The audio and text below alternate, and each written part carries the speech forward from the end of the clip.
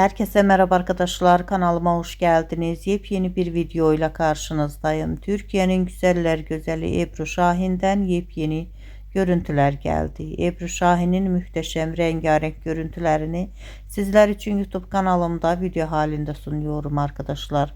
Umarım beğenirsiniz. Videomu beğendiyseniz kanalımı izlemeyi ve bildirim butonuna basmayı unutmayın. Şimdilik benden bu kadar olsun. Yeni videomuzda görüşmek üzere. Hoşça kalın.